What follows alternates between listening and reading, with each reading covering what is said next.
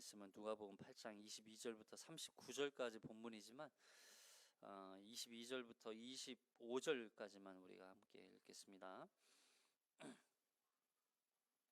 자, 22절부터 25절까지 읽습니다. 시작.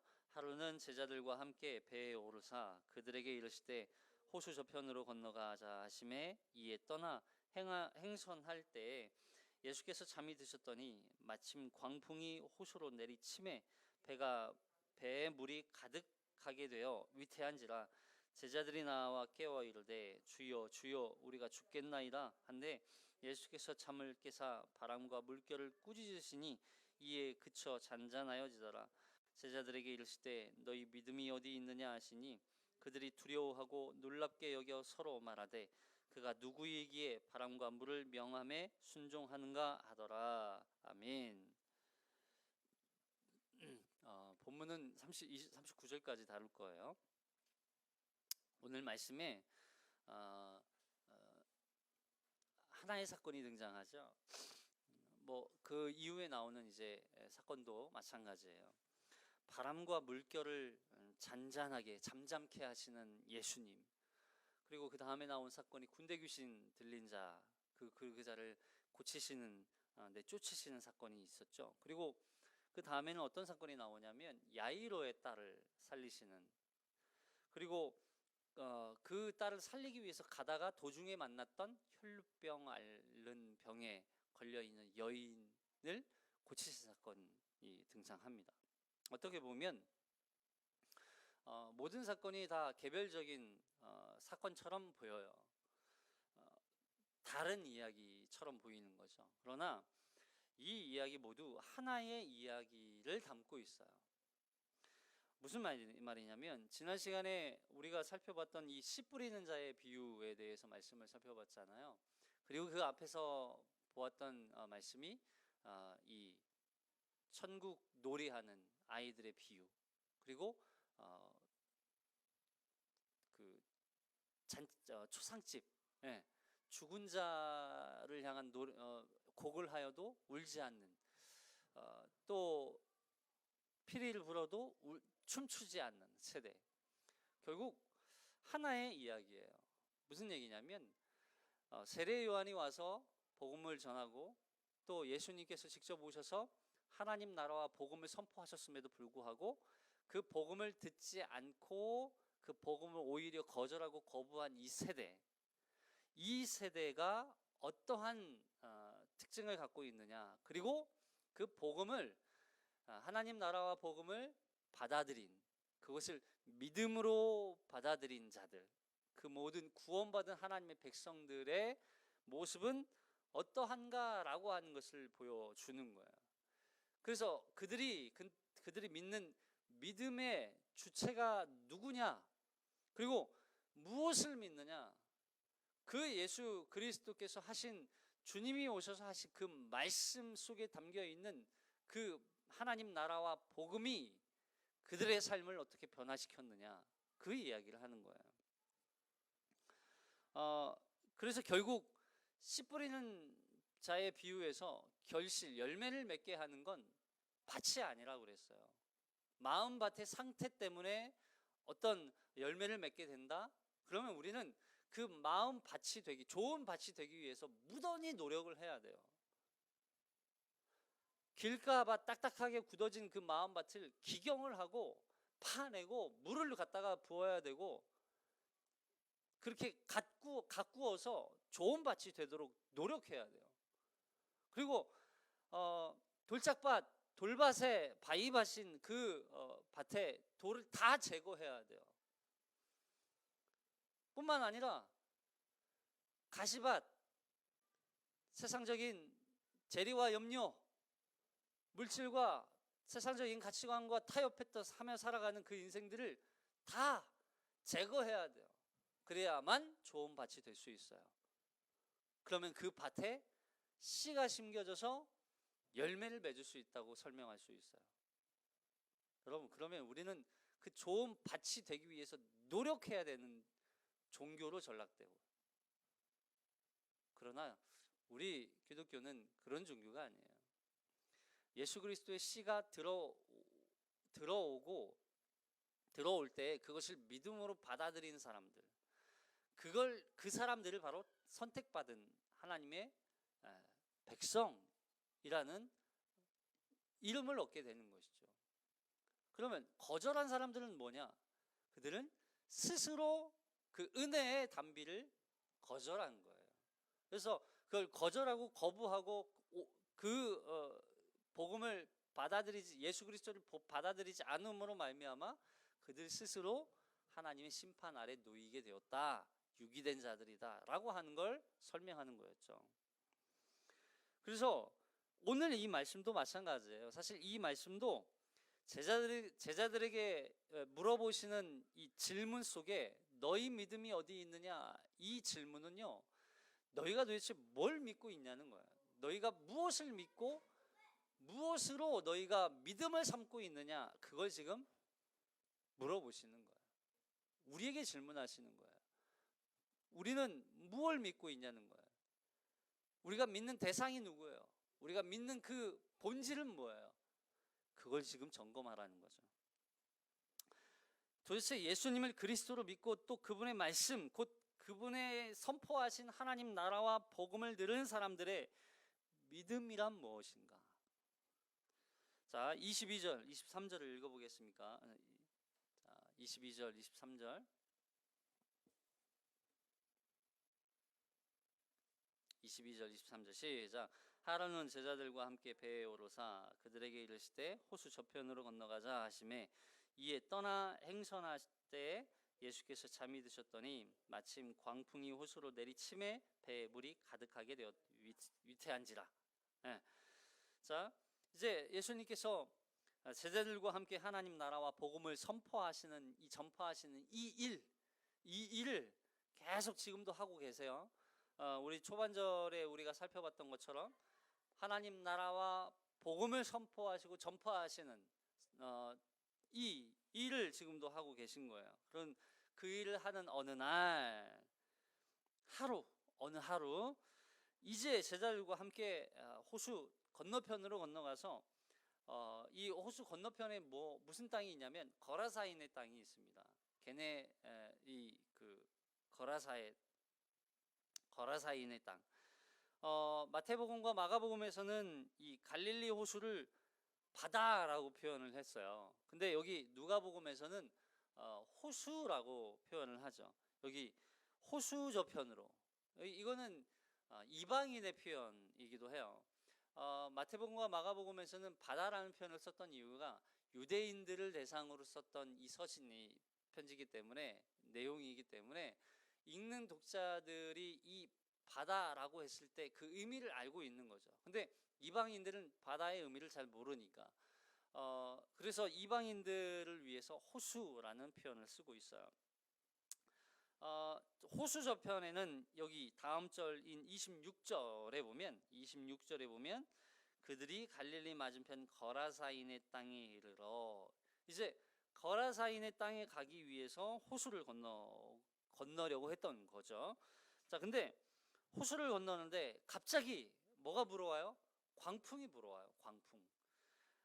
실제로 지금도 예전이나 지금이나 갈릴리 호수 근처에는 광풍이 자주 불어오는 지역이에요. 왜냐하면 이 헬몬산 주변이 산으로 둘려져 있기 때문에, 그리고 이 갈릴리 호수가 지형이 낮아요. 그래서 다른 지형보다 낮고 또 산으로 둘려져 있다 보니까 산으로부터 내려오는 차가운 공기와 이 대지로부터 불어오는 이 따뜻한 공기가 만나면서 급격한 기후 변화가 나타나는 거죠. 그래서 하루에도 몇 번씩 이 기후가 급격하게 변하는, 이제 저희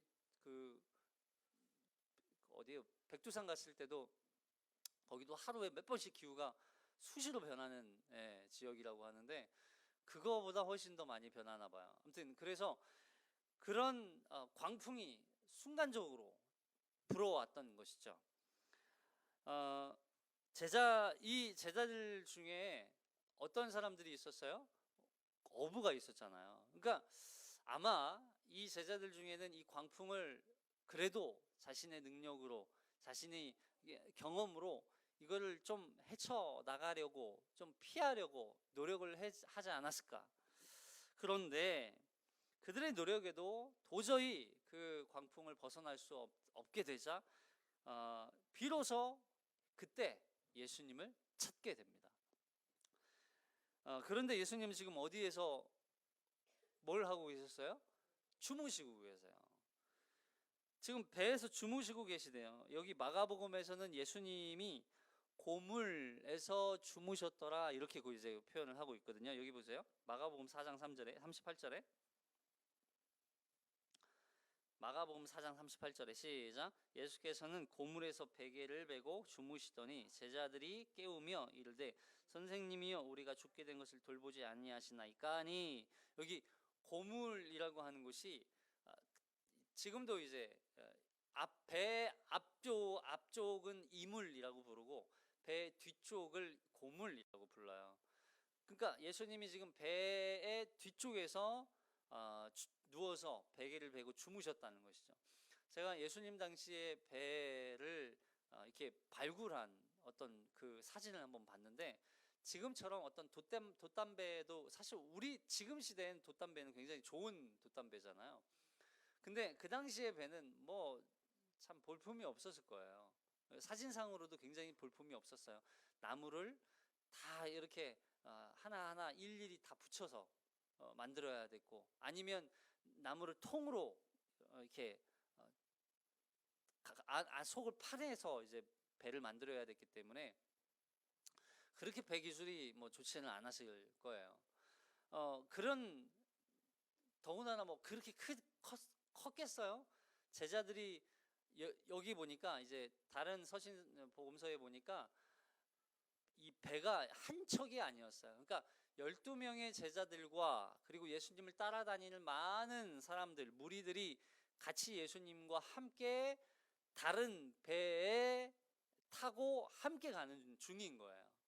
이해되시죠? 그래서 다른 배도 함께 있었더라 이렇게 이제 표현이 되어 있어요. 그 배 중에 제자들이 탄 배, 그리고 아마 제자들이 모두가 타지는 않았지 않았을까라고 이제 보는 해석가들도 있어요. 왜냐하면 배가 그렇게 넓지 않기 때문에. 제자들이 벌써 12명에다가 예수님까지 포함하면 13명인데 13명이 타도 될 만큼의 그런 큰 배는 사실 그 당시에는 많지 않았을 거라는 거죠. 그래서 어쨌든 그런 배를 타고 지금 예수님이 배에 타자마자 고물에서 베개를 베고 주무세요. 참 그게 가능했을까? 그런 배를 타고 이게 가능했을까라는 생각이 들지만, 어쨌든 예수님은 모든 사역을 감당하시기에 피곤하신 그 몸을 이끌고 또 감당하셨기 때문에 주무셨을 거예요. 자, 예수님이 이곳에서 주무시고 계세요. 근데 그 당시 아무리 배가 좋아도 설마 광풍이 불고 그리고 이 놀이 쳤어. 놀이. 그러니까 바다가 물이 이렇게 출렁출렁 하니까 놀이 치니까 배 안으로도 물이 들어왔겠죠. 더군다나 이 고물이라고 하는 곳이 배를 살펴보면 배 뒤쪽이기 때문에 조금 배가 더 기울어져 있거든요. 뒤쪽으로, 고물 쪽으로. 배가 고물 쪽이 조금 더 가라앉아 있어요. 그러면 물이 들어오면 어디부터 물이 찰까요? 고물 쪽부터 물이 차요. 근데 그 물이 차는 고물 쪽에 지금 누가 누워 계신 거예요? 예수님이 누워 계세요. 그러니까 예수님도 지금 이 상황을 전혀 모르고 있지는 않았을 거라는 거죠. 광풍이 부는 것도 예수님은 알고 계셨을 것이고, 그리고 놀이 쳐서, 그러니까 막 물이 넘쳐서 큰 노를 일으켜서 배 안으로 물이 들어오고 있는 아주 긴박하고 위기의 순간이라는 것을 예수님도 잘 알고 있었을 거라는 거야. 이런 긴급한 위기의 상황에 제자들이 예수님을 부르는 제자들의 모습을 한번 볼게요. 여기 8장 24절. 8장 24절. 시작. 제자들이 나와 깨워 이르되 주여 주여 우리가 죽겠나이다 한데 예수께서 잠을 깨사 바람과 물결을 꾸짖으시니 이에 그쳐 잔잔하여지더라. 제자들에게 이르시되 너희 믿음이 어디 있느냐 하시니 그들이 두려워하고 놀랍게 여겨 서로 말하되 그가 누구이기에 바람과 물결을 명하매 순종하는가 하더라. 여기서 마가복음에서는 우리가 죽게 된 것을 왜 돌보지 않습니까 예수님? 이렇게 원망하듯이 얘기해요. 마태복음에서도 그렇게 이제 예수님을 향해서 좀 목소리가 높아졌어요. 여기 보세요. 8장 25절. 마태복음 8장 25절에 시작. 그 제자들이 나와 깨우며 이르되 주여 구원하소서 우리가 죽겠나이다. 사실 누가복음에서도 이런 표현이에요. 뭐냐면 예수님 우리가 죽겠습니다. 예수님 좀 일어나세요. 뭐 하시는 거예요? 예수님한테 막 이렇게 마치 혼내듯. 예수님을 꾸짖듯 하는 거예요. 원망하면서. 예수님은 지금 과연 예수님은 왜 이 제자들이 위기의 순간에 그렇게 큰 놀이 일어나서 물이 들어오고 광풍이 불고 이 심란한 순간에 어찌 잠을 자고 계셨을까? 누가는 왜 잠을 자고 있다고 표현을 했을까? 예수님은 지금 기다리신 거예요. 뭘 기다리세요? 죽음의 그 위기 앞에서 아무것도 할 수 없는 연약한 존재라는 것을 제자들 스스로 깨닫게 만드는 거죠. 왜냐하면 제자들의 마음속에 제자들의 인식 속에는 지금 예수님은 예수님에 대해서 바르게 알고 있는 그 지식이 없기 때문에 그래요. 그 다음에 지금 예수님이 너희 믿음이 어디 있느냐라고 이 질문은 사실 제자들이 예수님에 대해서 바르게 알고 있지 않다는 걸 예수님이 지적하고 있는 거죠. 혼내는 건 아니에요 사실은. 왜냐하면 그들에게 가르쳐주는 목적이었기 때문에. 그래서 예수님은 지금 기다리고 계세요. 인간의 무능력을 절실하게 깨닫기를 원하시는 거예요. 죽음의 위기 앞에 놓여 있을 때 너희가 할 수 있는 건 아무것도 없다는 걸 보게 하시는 거죠. 왜냐하면 그 사건을 통해서 죽음을 생명으로 인도하실 수 있는 분이 오직 예수 그리스도 한 분이시라는 걸 깨닫게 하기 위한 것이에요. 그리고 그 예수 그리스도를 믿는다는 것이 무엇인지를 알려주시는 거죠. 여러분 칼빈의 기독교 강요에 보면 상권 제1권의 시작이 제1장이 어떻게 시작하냐면 창조주 하나님을 아는 지식으로 시작해요. 창조주 하나님을 아는 지식. 그래서 하나님을 아는 지식과 우리 자신을 아는 지식을 통해서 하나님은 나에게 어떠한 분인지 그리고 나는 그에게 어떤 존재인지를 설명하는 거예요. 여러분 우리에게 하나님은 어떤 존재예요? 창조주. 그것과 나와 어떤 관계냐는 거예요. 여러분 이 기독교 강요를 단순히 교리적으로만 읽으면 안 되고 이 기독교 강요를 통해서 우리가 하나님과 어떤 관계성을 우리에게 다시 한번 설명해 주는 거예요. 그래서 그 관계 안에서 하나님은 나에게 어떤 존재이고 나는 하나님께 어떠한 존재인지를 설명해 주는 거예요. 그렇다면 하나님을 어떻게 알 수 있어요? 바로 일반 계시를 통해서 사람의 마음속에 심어준 신적인 어떤 존재를 찾고자 하는, 그리고 자연 계시를 통해서 자연을 통해서 알 수 있는 하나님에 대해서 알 수 있는 지식, 그리고 우주 질서를 통해서 깨닫게 되는 것, 그리고 한 가지 더 있죠. 특별 계시로서 성령의 증거를 통해서 깨닫게 되는 것. 성령은 무엇을 증거하세요? 성경을 통해서 증거하시죠. 그 성경이 이야기하는 그 하나님, 그분이 누구예요? 예수 그리스도를 증거하는 거예요. 그래서 성령은 오셔서 우리에게 무슨 일을 하세요? 성경을 통해서 예수 그리스도를 알게 하는 지식을 우리에게 가르쳐주는, 깨닫게 하시는 거예요. 이걸 통해서, 하나님을 아는 지식을 통해서 비로소 우리는 무엇을 알게 되냐면 바로 나라고 하는 존재를 알게 되는 거예요. 보세요. 하나님이 이 우주 만물을 창조하시고 통치하시고 그 다스리시고 하나님의 섭리로 이끌어 가시는 모든 그 섭리 속에 누가 존재해요? 인간이 존재해요. 그리고 근데 그 인간이 타락해요. 그러면 그 타락한 인간을 하나님은 어떻게 하실까요?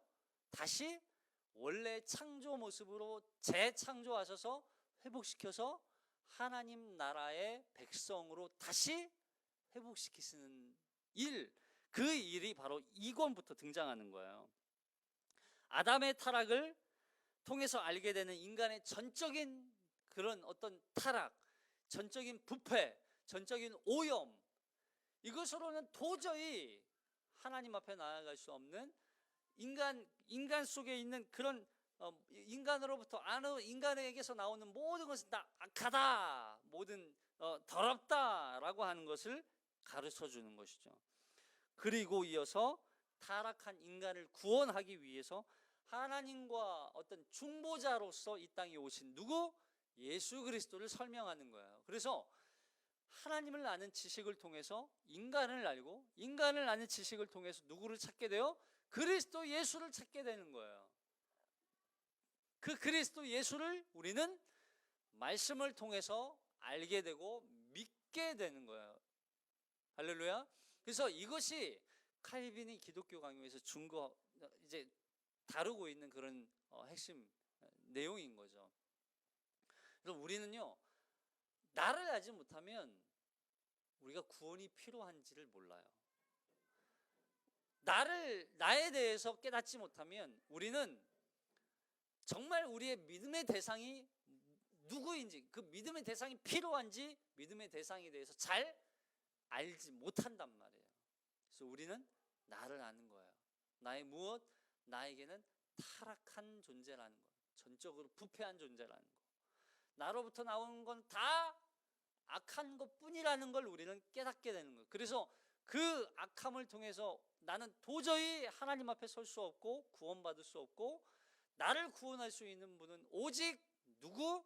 그리스도 예수밖에 없다는 걸 결국 깨닫게 되는 거죠. 그래서 그 그리스도 예수를 통해서 이제는 하나님과 화평케 되는 존재, 중보자이신 그리스도 예수를 더욱더 갈망하고 붙들고 그 예수 그리스도를 온전히, 그래서 그리스도 안에, 이런 표현이 있죠. 그리스도가 내 안에, 그리고 내가 그리스도 안에 살아가는 삶, 그것이 바로 구원받은 삶이다 라고 하는 것을 칼빈이 증거했던 거죠. 그리고 여기 보면 제자들이 주님께 간청을 하잖아요. 주님께서 일어나셔서 바람과 물결을 꾸짖으시사 잠잠하여져요. 근데 보세요. 여기 꾸짖는다는 표현은 바로 말씀으로 바람과 물결을, 바다를 다스리고 통치하시는 걸 설명하는 거예요. 근데 마치 말씀으로 창조하시고, 그리고 그 창조하신 세계를 다스리시고 인도하시듯, 섭리로 인도하시듯 바람과 바다를 예수님이 말씀으로 통치하고 다스리시고 계신 것을 보여주는 거예요. 그래서 결국 바람과 물결도 예수님의 말씀을 듣고 듣고 있다는 거예요. 그 말씀에 순종한다는 거예요. 근데 그 말씀에 순종하지 않는, 듣지 않는 세대가 누구라고요? 바리새인이라는 걸 증거하는 거죠. 이해되세요? 바람과 물결도 예수님의 말씀을 듣는데 바리새인들은 예수님의 말씀을 듣지 않았다는 걸 고발하는 거예요. 결국 그 말씀을 듣지 않았던 이유가 뭐였어요? 그들이 예수 그리스도를 메시아, 구원자로 믿지 않았기 때문에. 그러니까 결국 이 이야기는 믿음이 어디 있느냐, 우리가 믿으면 바람도 물결도 잠잠케 하시는 예수 그리스도를 단순히 그냥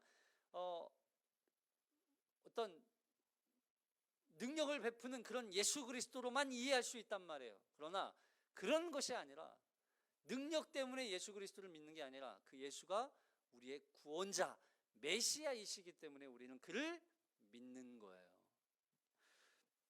자, 그리고 제자들을 향하여 이렇게 질문하시죠. 너희 믿음이 어디 있느냐? 여러분, 이 본문 다른 이 복음서 마태복음에서는 이렇게 이야기해요. 마태복음 8장 26절에 볼게요. 마태복음 8장 26절 시작.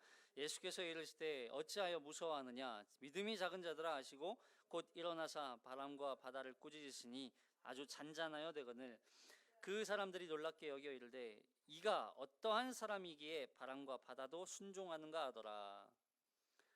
그죠? 예수께서 이르시되 어찌하여 무서워하느냐? 믿음이 작은 자들아. 그러니까 예수님을 믿지 않고 예수님보다 자신들의 어떤 능력을 또 경험을 의지해서 이것을 헤쳐나가려고 했던 그들의 노력, 그것을 하지 못하게 되었을 때 결국 그들은 절망하고 그 상황에 두려움과 무서움으로 그 상황을 받아들이는 거예요. 그들 가운데 이 모든 것을 다스리고 통치하실 수 있는 예수 그리스도께서 함께하고 계심에도 불구하고 그들은 무서워하고 있었다는 거야. 그 무서워하는 그들을 향해서 믿음이 작은 자들아 이렇게 얘기하는 거죠. 그리고 마가복음 4장 40절 마가복음에서도 똑같이 얘기해요. 시작. 이에 제자들에게 이르시되 어찌하여 이렇게 무서워하느냐? 너희가 어찌 믿음이 없느냐 하시니 그들이 심히 두려워 서로 말하되 그가 누구에게 바람과 바다도 순종하는가? 여기서는 아예 어찌 너희 믿음이 없느냐라고 아예 그냥 말씀하세요. 그들에게 믿음이 전혀 없다고 아주 얘기하시는 거죠.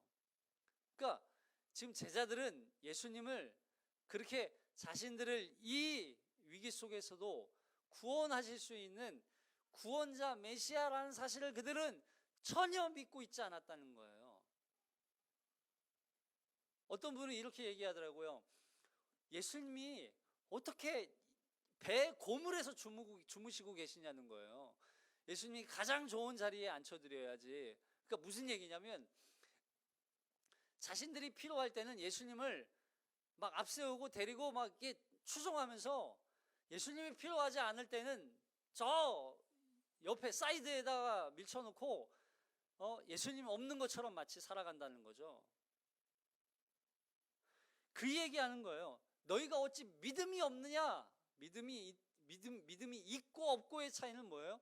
예수님이 나의 삶 속에 우리 인생 속에서 우리 인생의 중심 속에서 우리 인생을 이끌고 계시느냐 그 차이라는 거죠.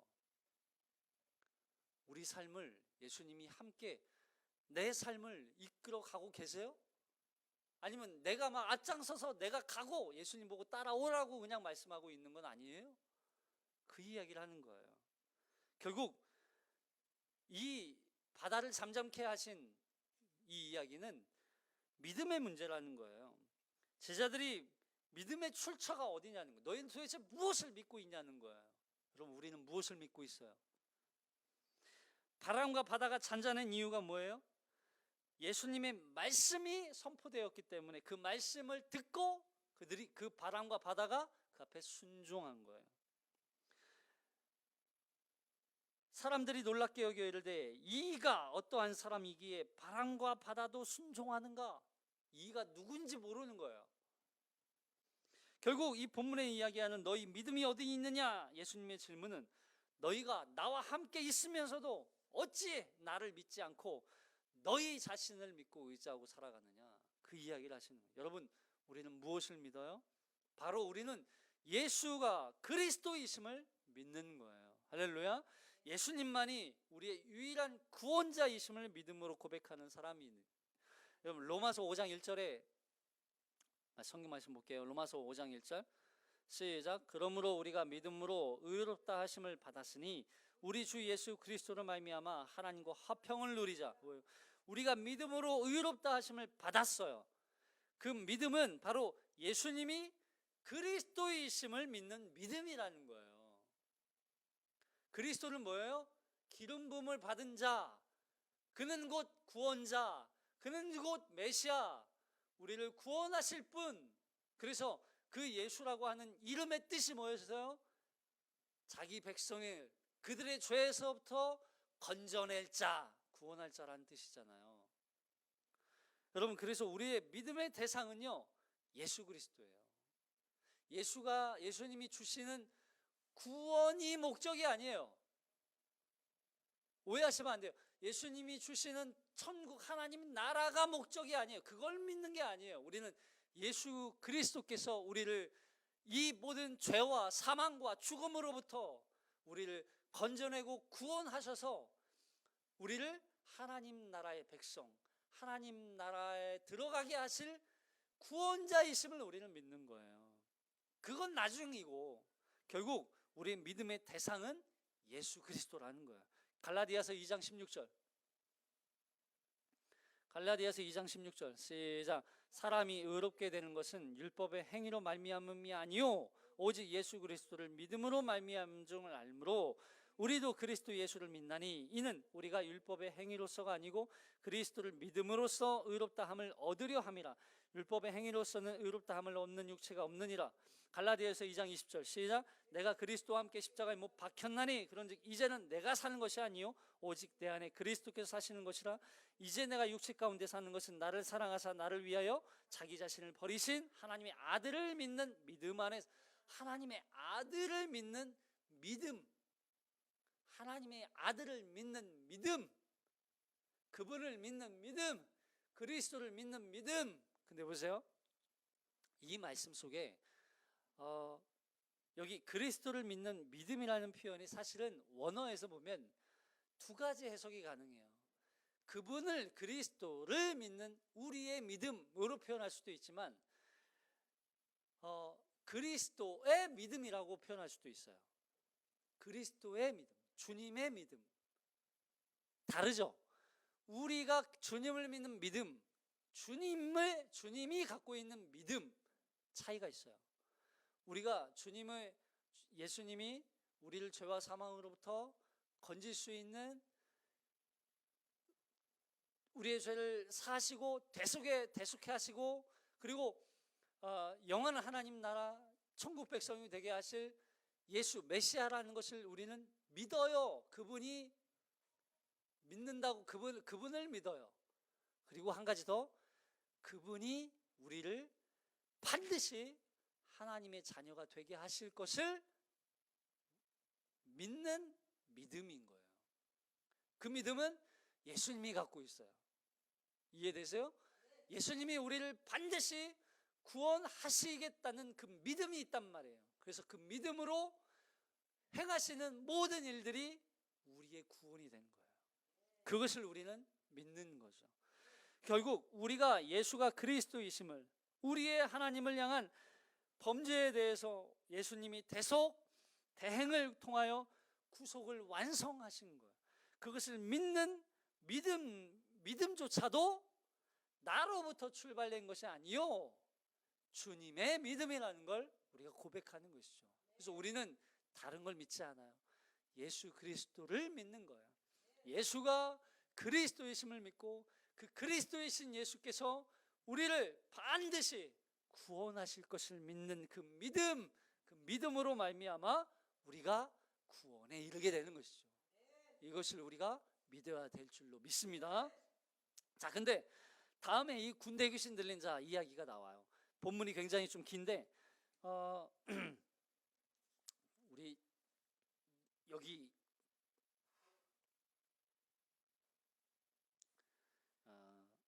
28절부터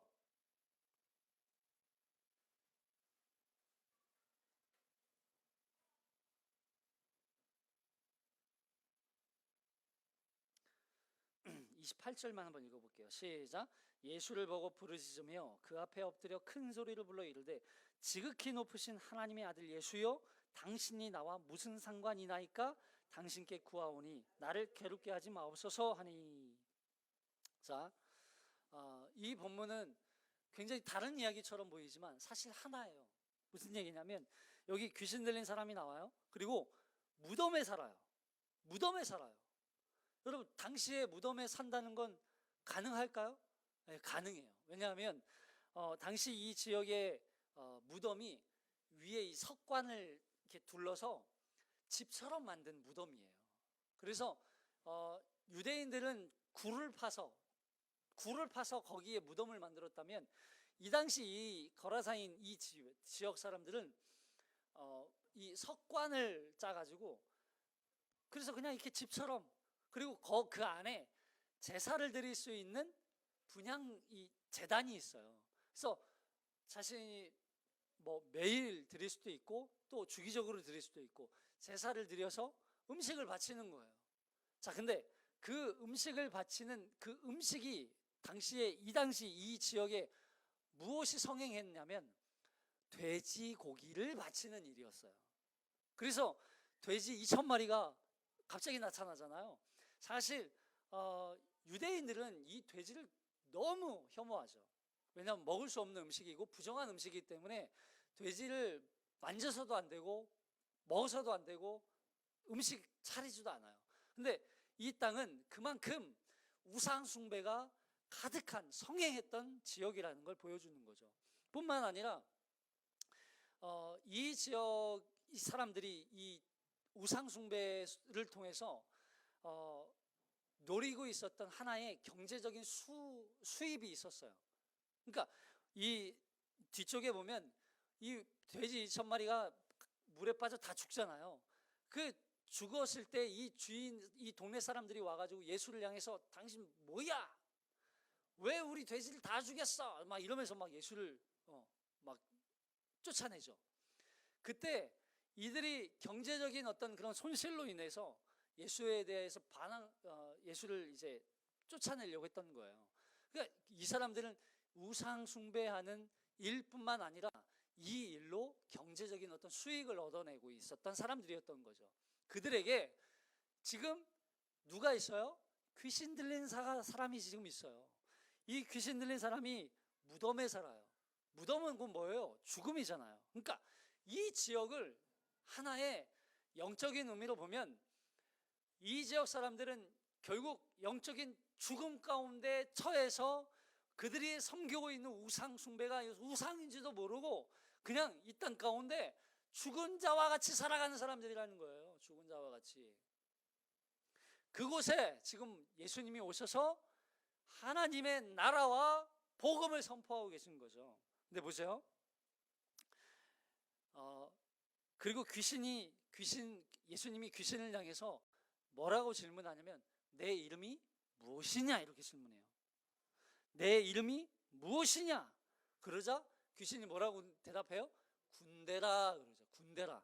군대라는 뜻은 헬라어로 레기온이라고 하는 단어인데 거의 뭐 한 오늘날 우리 시대로 따지면 사단보다 좀 큰 군단 정도 되는 사단 정도 되겠어요. 왜냐하면 최소한이 2,000이에요. 무슨 얘기냐면 여기 돼지가 2,000마리가 떼죽음을 당하잖아요.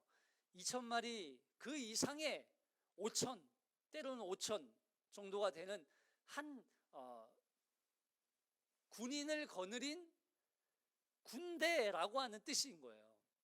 그만큼 어마어마하게 많은 귀신이 이 한 사람 속에 들어가서 그를 사로잡고 그를 주장하고 그를 막 해코지하고 그렇게 완전히 억압된 상태, 완전히 놓여있는 상태, 그 상태를 설명하는 거죠. 그런데 이 지역에서 돼지를 키운다, 그리고 그 귀신을 쫓아낸다. 이 사건은 단순히 그냥 예수님은 귀신 쫓아내는 분으로만 이해해서는 안 되는 거예요. 여러분, 이 귀신이 예수님을 향해서 뭐라고 대답하냐면 나와 무슨 상관이냐니까 상관하지 말고 가십시오 이런 얘기예요. 예수님, 우리 서로 상관하지 말고 그냥 내버려 두고 가세요. 그냥 갈 길 가세요 라는 뜻이에요. 예수님께서 말씀하시자 그 말씀대로 예수님이 이 귀신을 향해서 나가라 명령하시죠. 보세요. 귀신도 예수님의 말씀에 그 명령에 순종해요? 순종하지 않아요? 순종해요. 예수님의 말씀을 듣고 그 말씀에 복종해요.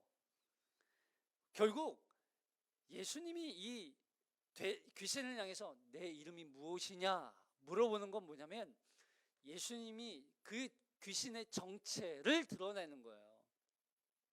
예수님이 정체를 드러내서 예수님이 누구인지 이 귀신에게 다시 한번 보여주는 거예요. 귀신이 예수님을 알까요? 모를까요? 알아요. 너무 잘 알아요. 근데 귀신이 예수님을 향해서 고백하는 그 고백의 핵심이 살짝 뒤틀려 있어요. 무슨 얘기냐면 당신은 하나님의 아들인 걸 내가 믿습니다 라고 고백하지만 당신은 하나님의 아들로서만 존재해야 된다는 거예요. 왜요? 제가 누가복음 처음에 강의할 때 이런 말씀 드렸죠. 인자라고 하는 표현, 이 인자라고 하는 표현 속에 무슨 의미가 담겨 있었어요? 예수님이 하나님의 아들이시지만 죄 없이 이 땅에 오셔서 죄 많은 하나님의 백성들, 죄 많은 이 죄인들을 구원하기 위해서 오신 제물로 이 땅에 오신 메시아 구원자라는 것을 인자라는 표현을 썼다고 그랬죠. 그래서 이 귀신은 이 예수님이 인자가 되면 안 돼요. 하나님의 아들만 되어야 돼요. 그래서 당신은 하나님의 아들이시잖아요. 나 너무 잘 알고 있어요. 그러니까 인자가 되지 마시고 그냥 갈 길 가세요. 하나님의 아들로서 하실 일만 하세요 라고 고백하는 거예요. 이 사람은 결국 귀신에게 사로잡혀서 이성뿐만 아니라 육체까지 결국 죽음 가운데 놓여있는, 절망 가운데 놓여있는 상태를 보여주는 거예요. 이게 누구를 상징하는 거예요? 우리를 보여주는 거예요. 그리고 이 귀신 들린 사람이 사는 무덤, 결국 죽음의 현실에 놓여있는, 죽음 가운데 놓여있는 우리들에 대한 이야기를 설명하시는 거죠. 그런 한 사람을 귀신을 쫓으시고 멸하시고 그에게 참된 자유와 생명을 주시는 구원자 메시아, 그분이 바로 예수 그리스도이시다라고 하는 걸 설명하는 거예요. 그래서 이 일을 통해서 죽음과 생명으로 가득한 이 땅 가운데 그에게 사로잡혀 이성뿐만 아니라 육체까지 조종당하고 죽음에 내몰려 있는 우리들에게 이제 하나님의 나라가 선포되었고 복음이 선포되었다는 것을 보여주는 거예요. 여기 나홈서 한번 볼게요. 나홈서 1장 14절.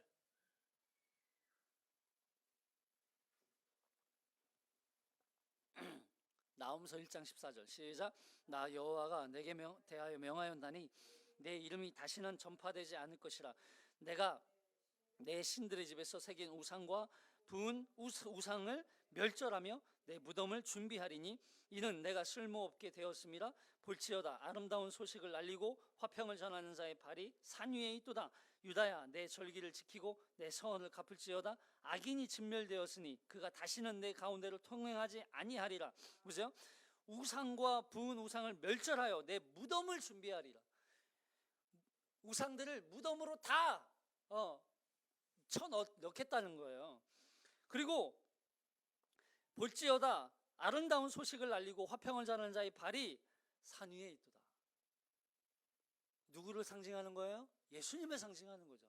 그분이 오셔서 이 땅 가운데 죽음과 또 우상 숭배 가운데, 우상인지도 모르고 그냥 우상 숭배하고 죽음 가운데 내몰려 있고 완전히 그 사단 마귀에게 종노릇하고 있는 우리들을 아름다운 소식을 알리어 화평을 선포하고 이 땅에 오셔서 예수님이 친히 당신의 몸을 제물 삼아 드림으로 말미암아 하나님과 화평케 되고 그 구원을 완성하고 이루심으로 말미암아 우리에게 완전한 구원을 허락해 주시고 참된 자유와 평안과 또 생명을 주시기 위해 오신 분이 바로 그리스도이시라는 것을 가르쳐 주는 거예요. 이를 위해서 이 땅에 오신 분이 바로 예수님이다. 그럼 우리가 뭘 믿어요? 우리의 구원을 완성하고 이루신 분이 예수 그리스도이시라는 걸 믿는 거예요. 우리는 이걸 믿는 거예요. 앞서서 우리의 믿음이 어디 있냐 질문하셨죠. 예수님께 있어요. 우리는 우리의 믿음의 출처는 오직 예수예요. 그 예수가 우리를 포기하지 않고 우리를 구원하실 것이기 때문에 우리는 그 예수 그리스도의 믿음으로 말미암아 구원받아요. 근데 그분이 어떠한 일을 행하셨어요? 우리를 위해서 친히 제물 되어 주시고 우리를 사로잡고 있는 악한 마귀의 권세를 깨뜨리시고 그 마귀를, 사단을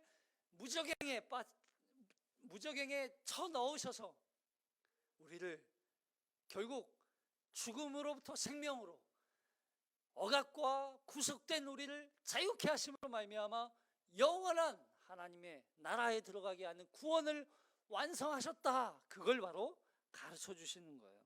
그래서 예수님이 행하신 일들을 우리는 믿는 거예요.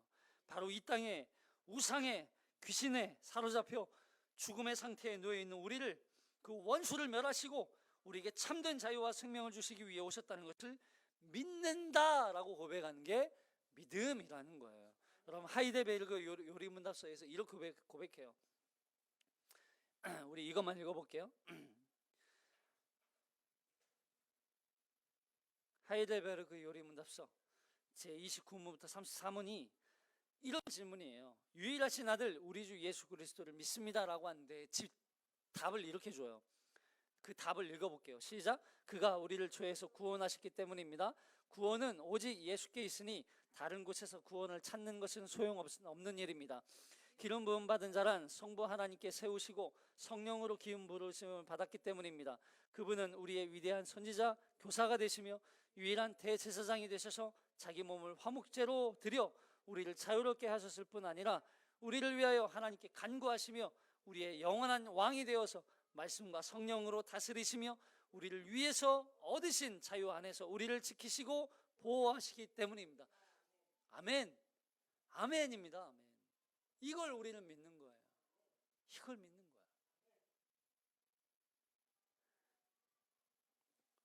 그분의 이름이 바로 예수, 그리고 그리스도. 그 이름을 붙들고 우리가 받은 구원이 어떠한 구원인지, 우리가 믿는 대상이 무엇인지 다시 한번 확실하게 믿어서 흔들림 없이 한 주 동안 승리하는 우리 모두 되시기를 주님의 이름으로 축복합니다. 기도하겠습니다.